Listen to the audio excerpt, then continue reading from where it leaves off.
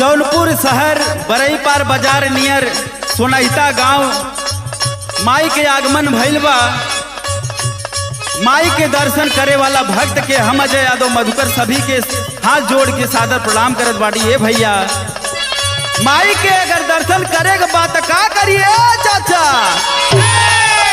आई हाई गीतिया के माध्यम से बतावत आई हो। यूपी में बड़ुए भैया जौनपुर सहारिया,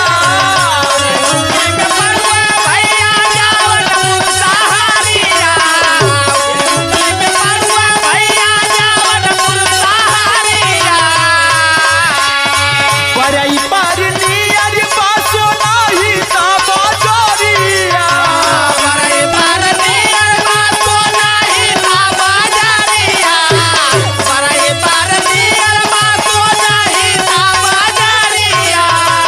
यूपी में बड़ुए भैया जौनपुर सहारिया, बरई पार नियर बासो नाही ता बाजारिया।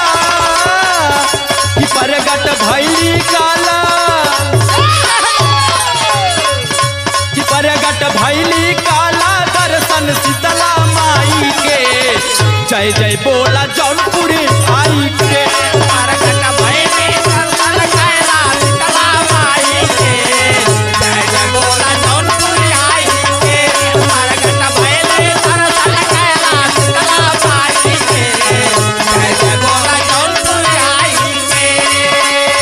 लेकिन ये चाचा कहाँ देवी माई के आगमन बाबू तो बता देली, लेकिन अब मेन एड्रेस बतावत है कैसे है भैया। जौनपुर में आके बसपा करिहा मछली शहर से,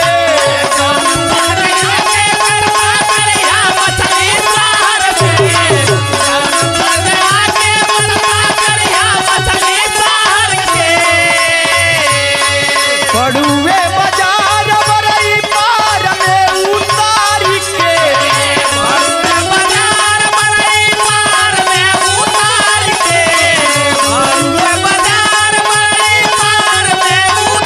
हाँ भैया अगर जेका आवे के बाद तो ये एड्रेस नोट कर ला ए बाबू।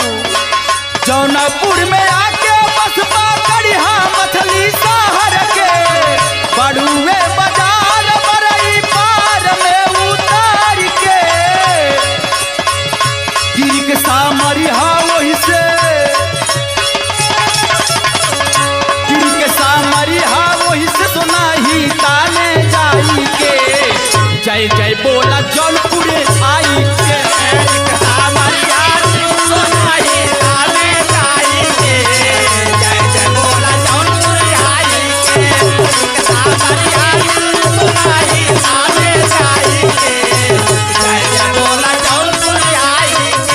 लेकिन कहल गइल भैया अगर सच्चे मन से जाब, कहल गइल माना तो देव नहीं तो पत्थर।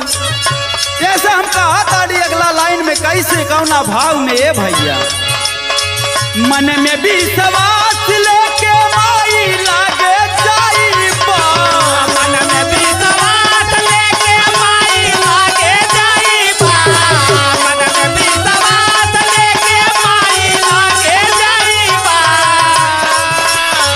जवन जहाँ पैला नाही आके वहाँ पैबा,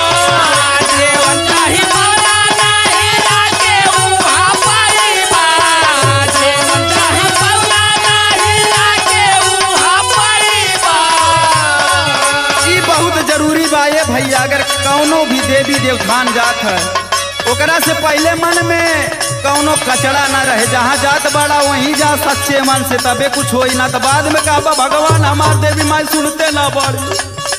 ऐसे कहे का पड़ा ले भाई, मन में भी विश्वास लेके माई लागे जाइबा, जवन जहाँ पैला नाही आके वहाँ पैबा। तगितिया लिखे अजैया, तगितिया लिखे अजैया गाए भजनिया माई के, जय जय बोला जौनपुर आई के।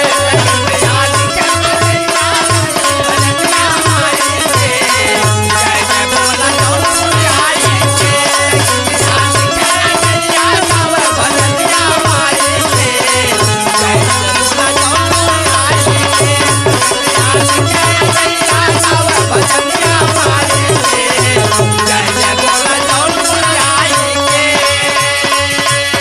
प्रगट भैली काला दर्शन शीतला माई के, कि प्रगट भैली काला दर्शन शीतला माई के, जय जय बोला जौनपुर आई के।